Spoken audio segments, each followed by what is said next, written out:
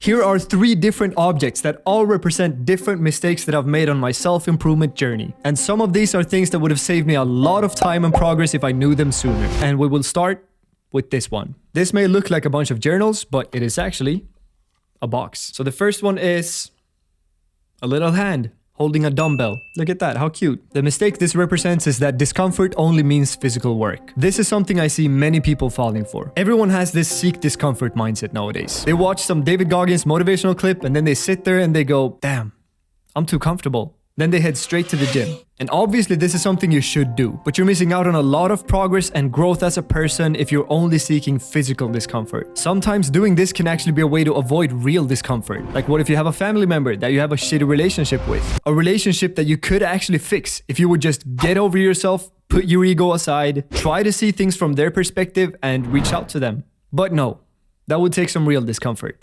Instead you hide in the gym. So that's mistake number 1. Mistake number 2 is also a hidden compartment. And in here we have... Oh, it's just a piece of paper.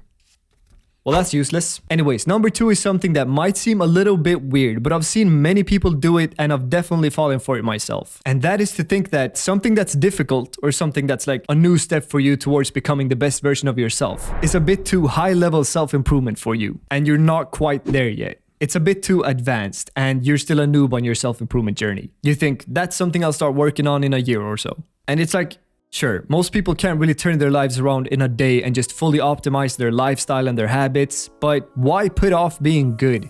The hardest thing with self-improvement is not actually working on things you know you should work on. The hardest thing is finding things to work on. That's why so many people get complacent. And right now you're lucky because you've found something that you could work on. But instead you just go, nah, that's for the future me. Why be great tomorrow when you can be good, or at least try to be good today? Like when I decided to try to work on myself full time a few years ago, I didn't count alcohol as something I should try to cut out. I was like, maybe I should, but not quite yet. And now I'm just like, why? Why? There's no reason to postpone being good. Ever. The only reason you do that is to be bad today. And why would you?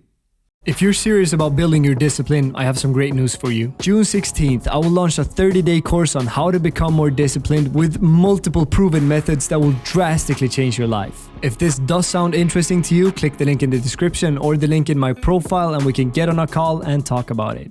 So that's number 2.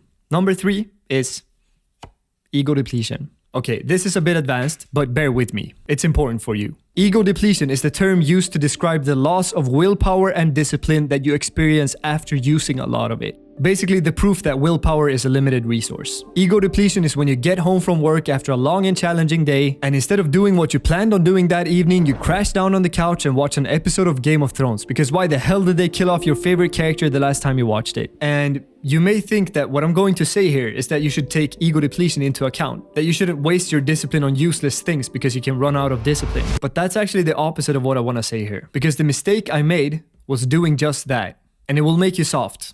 Let me explain. I was thinking for some time that if I spend my willpower on useless things all the time, I won't have much willpower left to do hard things that are actually necessary. Like if I spend some extra willpower whenever I get the chance throughout the day, whenever I'm faced with small decisions I take the hard way, like for example, instead of just taking the elevator, I will take the stairs. Then chances are that at the end of the day, I'll be out of willpower and I'll end up watching Netflix or something. But no, if you keep trying to save your willpower throughout your day, you will always have a bit of willpower left in your tank at the end of the day. You will never reach your limit, and that means you'll get weaker and weaker. If you want to become stronger and build discipline, you need to push yourself to your limit. Like with everything else in life, you can't expand your limit without reaching it. You don't build muscle if you don't reach muscle failure. You don't expand your comfort zone if you don't keep walking up to that line and just push it further out. So try to empty your willpower tank every day. Always have that as your intention. And make sure it's never an option for you to watch Netflix or something when you get home. That's how you grow stronger. And if you want more tips on how to do that and how to build self-discipline, watch this video. Also, just... Whoa. Look at that. Where did that come from? And also make sure you click the link down below and we'll do a completely free Zoom call together. I'll give you my best tips and tricks for building mental strength and building your habits. Until then, soldier on and earn your sleep. Because I will.